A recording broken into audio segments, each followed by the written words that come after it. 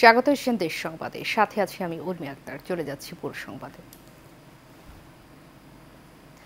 ঘূর্ণিঝড় রিমালের তাণ্ডবে লণ্ডভণ্ড দেশের উপকূল, বাঁধ ভেঙে পানি ঢুকে প্লাবিত হয়েছে কয়েকশো গ্রাম। ঝড়ে বিধ্বস্ত হয়েছে অসংখ্য ঘরবাড়ি, উপড়ে পড়েছে গাছপালা। দেশে 10 জেলায় 15 জনের মৃত্যুর খবর পাওয়া গেছে। এদিকে ঘরবাড়ির সহায় সম্বল হারিয়ে খোলা আকাশের নিচে ঠাঁই হয়েছে হাজারো উপকূলবাসী। ক্ষতি কাটিয়ে নতুন করে কবে আবার মাথা তুলে দাঁড়াতে পারবেন, এই নিয়ে এখন দুশ্চিন্তায় তারা। বিস্তারিত জানাচ্ছেন অনুকৃতি আদিত্য।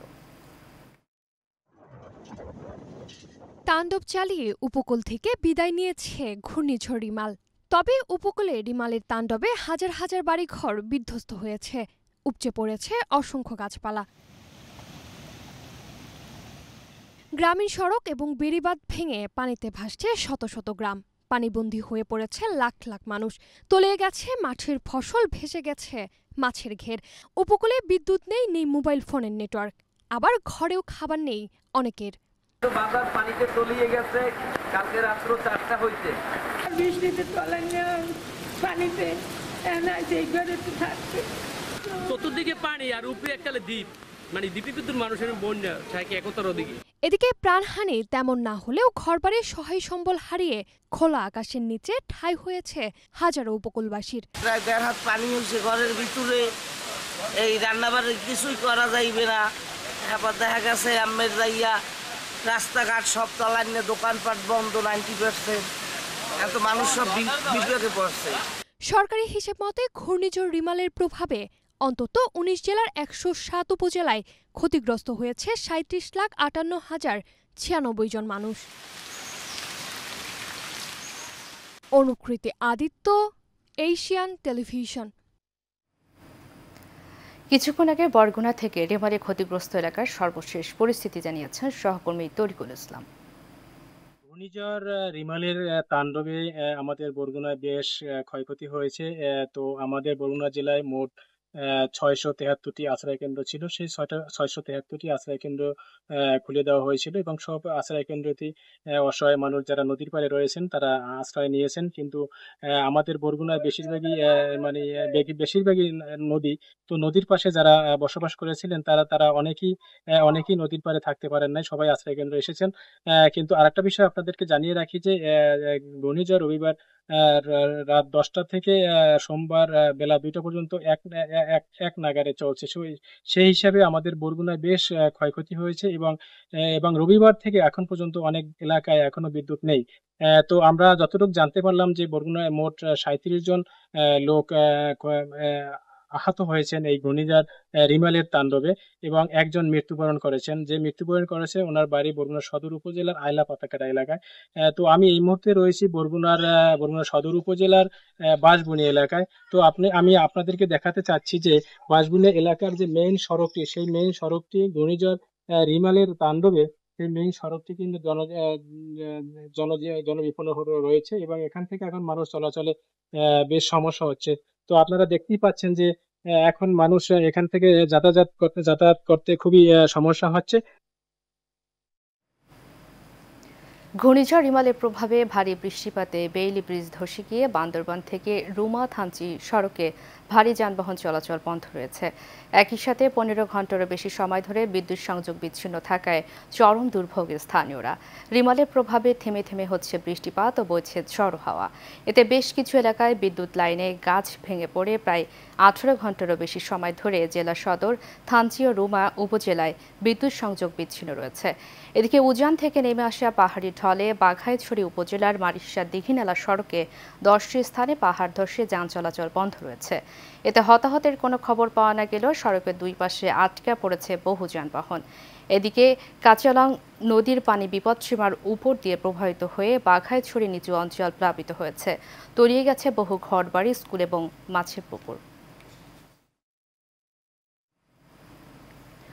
ঘূর্ণিঝড় রিমালের প্রভাবে চাঁদপুর শহরের পুরান বাজার হরিসভা মন্দির ও বাকালিপট্টি এলাকা সহ শহর রক্ষা বাঁধের আত্মীয় স্থানে অন্তত 165 মিটার সিসি ব্লক ধস নেমে মেঘনা নদীতে দেবে গেছে। টানা বৃষ্টি ও মেঘনার উত্তাল ঢেউ বাঁধে ভাঙন ধরে। তাৎক্ষণিকভাবে পানি উন্নয়ন বোর্ড বালি ভর্তি জিও ব্যাগ ফেলে ভাঙন রোধে কাজ শুরু করে। আজ দুপুরের পর থেকে ঢেউয়ের তীব্রতা বাড়তে থাকে। পাশাপাশি টানা বৃষ্টি ও ঝড়ো হাওয়ায় কয়েক ফুট উঁচু ঢেউ আশ্রয় পড়তে থাকে তীরে। তবে অস্বাভাবিকভাবে বেড়ে গেলে ভাঙন আতঙ্কে নদী তীরের অনেক লোকজন নিরাপদ স্থানে আশ্রয় নিয়েছে। এখনও স্থানীয়দের মাঝে ব্যাপক আতঙ্ক বিরাজ করছে। ঘূর্ণিঝড় রিমালের প্রভাবে ভোলা উপকূল এলাকায় ব্যাপক ক্ষয়ক্ষতি হয়েছে। থেমে থেমে হচ্ছে বৃষ্টি। কিছুক্ষণ আগে সর্বশেষ তথ্য জানিয়েছেন সহকর্মী অনন্ত হাসান মাসুদ। যদিও আকাশে আলো ছিল এবং অর্থাৎ সকালে সূর্য উঠেছে এবং মেঘাচ্ছন্ন ছিল, আমরা সংবাদে জানিয়েছিলাম। তবে কয়েক ঘন্টার ব্যবধানে কিন্তু এখন কিন্তু ভারী বৃষ্টি হচ্ছে। আমরা দেখতে পাচ্ছি যে মোটামুটি 30-35 মিনিট পরপরই প্রচুর পরিমাণ বৃষ্টি আসছে এবং বাতাসের যে বেগের পরিমাণও কিন্তু বৃদ্ধি পাচ্ছে। আমরা কিন্তু জানিয়েছিলাম ভোলায় সব মিলিয়ে ইতিমধ্যে 4 জনের নিহতের খবর পেয়েছি আমরা। ঘূর্ণিঝড় রিমালের প্রভাবে ভোলায় ব্যাপক পরিমাণ বিধ্বস্ত হয়েছে এবং ভোলার যে সকল উপকূলীয় অঞ্চল আছে সেগুলো কিন্তু প্লাবিত হয়ে গেছে এবং কৃষকরা কিন্তু ব্যাপক ক্ষয়ক্ষতির মধ্যে পড়েছেন এই পানির কারণে। ভোলার ইতিহাসে 20 বছর পর ভোলার যে খেয়াঘাট বিশ্বরোড, ভেলিম্যাপ বিশ্বরোড আছে সেগুলো তলিয়ে গেছে। ভেলিম্যাপ বিশ্বরোড 2 জায়গা দিয়ে ফাটল ধরেছে এবং রাস্তা ছিঁড়ে গেছে, যার কারণে কিন্তু জোয়ারের পানি ঢুকে ব্যাপক পরিমাণ ক্ষয়ক্ষতি হয়েছে নিম্নাঞ্চলের মানুষ। তবে এ বিষয়ে জেলা প্রশাসকের সাথে আমার কথা হয়েছে, তিনি জানিয়েছেন যে ক্ষতিগ্রস্তদের পাশে তারা দাঁড়াবেন, তারা ব্যবস্থা নেবেন এবং যাদের যাদের ক্ষয়ক্ষতি হয়েছে তাদের তালিকা করছেন তারা। একটু পরপর বৃষ্টি হচ্ছে, আবার সেই বৃষ্টি থেমে যাচ্ছে, অর্থাৎ পরপর বৃষ্টি আসা যাওয়ার মধ্যে আছে। সব মিলে কী যে হচ্ছে সেটাই বোঝা যাচ্ছে না। তো এই ছিল ভোলা থেকে আমার কাছে সবশেষ পরিস্থিতি। ঘূর্ণিঝড় রিমালের তাণ্ডবে বরিশালের হিজলা উপজেলায় প্রায় শতাধিক পরিবারের ঘরবাড়ি ব্যাপক ক্ষতিগ্রস্ত হয়েছে। পাশাপাশি 10 থেকে 15টি বসত ঘর নদীতে বিলীন হয়েছে। গাছের নিচে চাপা পড়েছে বহু ঘর, উড়ে গেছে টিনের চাল, অসহায় হয়ে পড়েছে মেঘনা নদী পাড়ের কয়েকশো পরিবার। উপজেলা নির্বাহী কর্মকর্তা মোহাম্মদ জাহাঙ্গীর হোসেন জানান, ঘূর্ণিঝড়ের কারণে রাস্তায় পড়ে থাকা গাছ ফায়ার সার্ভিসের 8 ঘন্টার চেষ্টায় সরিয়ে নেওয়া হয়েছে। পরে যান চলাচল স্বাভাবিক হয়। এছাড়াও পানি ঢুকে প্লাবিত হয়েছে অনেক এলাকা। এদিকে ক্ষতিগ্রস্ত মানুষের সহযোগিতায় এগিয়ে এসেছেন উপজেলা পরিষদ চেয়ারম্যান আলতাফ মাহমুদ দীপু শিকদার। আল্লাহর কাছে শুকরিয়া যে আমি অন্তত আল্লাহ আমার এই 3টা প্রাণী বাঁচাইছে, আর কিছুই বাঁচে নাই আমার। এবার গাছপালা তো না, পরিয়া ঘরদুর অনেক ভাঙচুর হয়েছে। আমার মনে হয় যে যত কটা পরিবারই আমার আছে অত কটা পরিবারই ক্ষয়ক্ষতি। ঘরে পানি আমাকে খাওয়ার নাই, গোসল নাই, কিচ্ছু নাই, আমাকে সব নদীতে লয়ে গেছে। আমরা মনে করেন পুরা অসহায়, আমাকে মুখে কোনো খানাও নাই। নরসিংদী সদরের চরাঞ্চলে এক ব্যবসায়ীর স্তূপ করে রাখা ইটের নিচে চাপা পড়ে এক বৃদ্ধ দম্পতির মৃত্যু হয়েছে। সকালে সদর উপজেলার নজরপুর ইউনিয়নে ছগরিয়াপাড়ায় এই ঘটনা ঘটে। নিহতরা হলো ছগরিয়াপাড়া এলাকার কালু মিয়া এবং তার স্ত্রী শবমেহের বেগম। স্বজনরা জানায়, টানা বৃষ্টিপাত এবং ঝড়ের কারণে স্তূপ করে রাখা ইট ঘরের উপরে ধসে পড়ে। এ সময় টিনের বেড়া এবং চালা ভেঙে তাদের উপরে পড়ে। পরে আশেপাশের লোকজন ইট সরিয়ে তাদের উদ্ধার করে। নারায়ণগঞ্জের সিদ্ধিরগঞ্জে ডিএনডি খাল থেকে মোহাম্মদ আনাস নামের এক স্কুল ছাত্রের মরদেহ উদ্ধার করা হয়েছে। সকালে ভাসমান এই মরদেহ উদ্ধার করা হয়। বিষয়টি নিশ্চিত করেছেন সিদ্ধিরগঞ্জ থানার ভারপ্রাপ্ত কর্মকর্তা আবু বকর সিদ্দিক।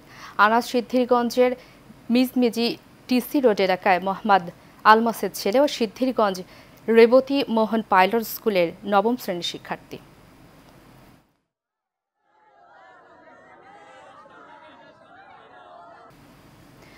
ঘূর্ণিঝড় রিমালের প্রভাবে ব্যাপক ক্ষয়ক্ষতি হয়েছে বরিশালের মুলাদী উপজেলায়। কিছুক্ষণ আগে সর্বশেষ তথ্য জানিয়েছেন সহকর্মী আবু হানিফ।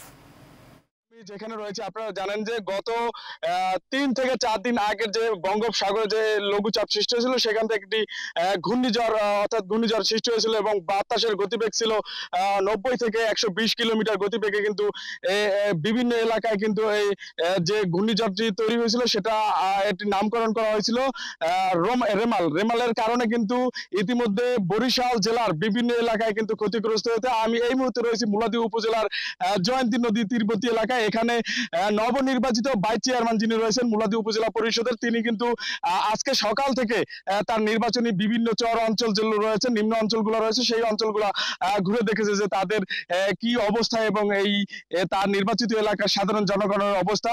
আমি একটু যদি যে ভাইস চেয়ারম্যান রয়েছেন, নবনির্বাচিত ভাইস চেয়ারম্যান, তার সাথে একটু কথা বলতে চাই যে আসলে যে আপনি বিভিন্ন এলাকায় যে ইতিমধ্যে ঘুরছেন, যে সাধারণ মানুষের আসলে খোঁজ খবর নিয়েছেন, আসলে কেমন অবস্থা হয়েছে যে গত 2 দিনের বন্যায় এই এলাকায়? মানুষ অনেক ক্ষতিগ্রস্ত হয়েছে। ক্ষতিগ্রস্ত মানুষের পাশে আমি দাঁড়াতে চাই এবং থাকতে চাই, তাদের সহযোগিতা করতে চাই। যে আপনি তো এই যে মহিলা ভাইস চেয়ারম্যানের হাজবেন্ড হিসেবে আপনি এলাকায় ঘুরেছেন, আসলে এই যে মুলাদী উপজেলার কয়েকটি চর অঞ্চলে ঘুরেছেন, আসলে গত 2 দিনের বন্যা আসলে মানুষ ক্ষতিগ্রস্ত হয়েছে, তাদেরকে সহযোগিতা করেছেন ব্যক্তিগতভাবে, আপনার অনুভূতিটা কি তাদেরকে সহযোগিতা? ধন্যবাদ ভাই আবু হানিফ। দেখেন, আমার অনুভূতি, আমি আজকে সকাল থেকে বন্যা দুর্গত এরিয়া এবং বানভাসী মানুষের পাশে ঘুরে ঘুরে আমি ভিজিট করেছি। আমি দেখেছি আমার ছবিপুর চরকালেখা ইউনিয়ন, 2টি ইউনিয়নের বিভিন্ন এবং বাটামারার এক অংশ, এগুলো আমি ভ্রমণ করেছি। নদী এরিয়াগুলোর মানুষ সবচেয়ে অসহায় এবং কষ্টে আছে। নোয়াখালীতে উপজেলা নির্বাচন উপলক্ষে সাংবাদিকদের সাথে মতবিনিময় সভা করেছেন বেগমগঞ্জ উপজেলা পরিষদের চেয়ারম্যান প্রার্থী শাহেদ শাহরিয়ার। দুপুরে তার নির্বাচনী কার্যালয়ে এই মতবিনিময় সভা করেন তিনি। এ সময় তিনি স্থানীয় প্রশাসন ও সাংবাদিকদের সহযোগিতা চেয়ে অবাধ, সুষ্ঠু, নিরপেক্ষ নির্বাচনের পরিবেশ নিশ্চিত করার দাবি জানান। এ সময় উপস্থিত ছিলেন উপজেলা আওয়ামী লীগের সহ সম্পাদক সিরাজুল ইসলাম স্বপন, ইউপি চেয়ারম্যান মোহাম্মদ মেহেদী হাসান টিপু সহ অনেকে।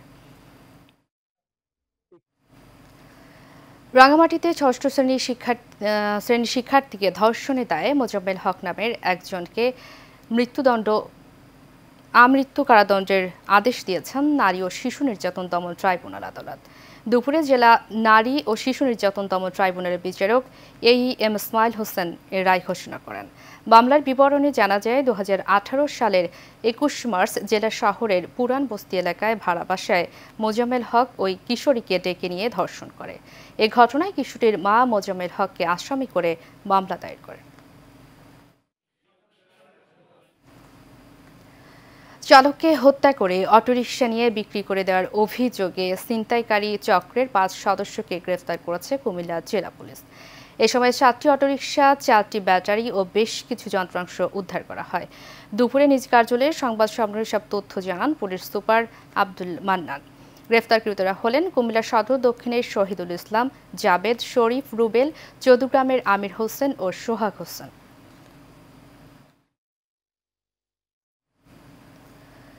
গ্রিন ইউনিভার্সিটি আন্তঃ কলেজ ফুটবল ফেস্টের ফাইনাল খেলা ও পুরস্কার বিতরণ অনুষ্ঠান অনুষ্ঠিত হয়েছে। বিশ্ববিদ্যালয় ক্যাম্পাস মাঠে এই ফাইনাল ম্যাচে মুখোমুখি হয় নৌবাহিনী কলেজ, ঢাকা ও Gulshan model high school and college. এতে 2-0 গোলে গুলশান কলেজকে হারিয়ে চ্যাম্পিয়ন হয় নৌবাহিনী কলেজ। অন্যদিকে ঢাকা রেসিডেন্সিয়াল মডেল কলেজকে 1-0 গোলে হারিয়ে তৃতীয় স্থান অর্জন করে শহীদ রমিজ উদ্দিন ক্যান্টনমেন্ট কলেজ।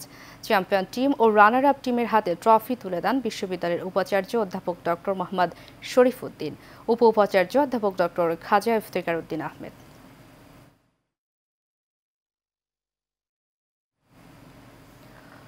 চট্টগ্রামের সাতকানিয়া উপজেলার নলুয়া ইউনিয়নের ওয়ার্ড আওয়ামী লীগের ধর্ম বিষয়ক সম্পাদক ফরিদুল ইসলাম ও তার ছোট ভাই কামাল হোসেনের বিরুদ্ধে মিথ্যা মামলা প্রত্যাহারের দাবিতে সংবাদ সম্মেলন করা হয়েছে।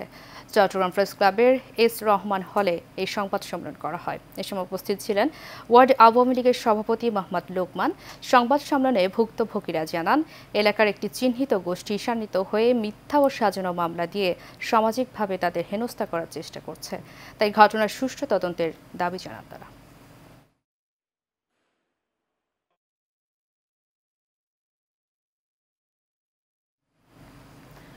চট্টগ্রামে বৈদ্যুতিক সরঞ্জাম ব্যবসায়ী গ্রুপের সদস্যদের কৃতিত্ব অর্জনকারী মেধাবী সন্তানদের নিয়ে অনুষ্ঠিত হয়েছে কৃতি শিক্ষার্থী সংবর্ধনা অনুষ্ঠান। নগরের একটি কমিউনিটি সেন্টারে এই সংবর্ধনা অনুষ্ঠানের আয়োজন করা হয়। অনুষ্ঠানে 60 জন শিক্ষার্থীকে সংবর্ধনা ও সম্মাননা সনদ তুলে দেন অতিথিরা। গ্রুপের সদস্য সচিব একরামুল হক রাসেলের সঞ্চালনায় ও এম ইলিয়াস খান আয়ুবের সভাপতিত্বে এতে প্রধান অতিথি ছিলেন জেলা পরিষদের চেয়ারম্যান এটিএম পিয়ারুল ইসলাম। প্রধান আলোচকের বক্তব্য রাখেন চট্টগ্রাম বিশ্ববিদ্যালয়ের উপাচার্য প্রফেসর ডক্টর মোহাম্মদ আবু তাহের। বিশেষ অতিথি ছিলেন বাংলাদেশ ইলেকট্রিক্যাল অ্যাসোসিয়েশনের সভাপতি আলিমুজ্জামান আলম।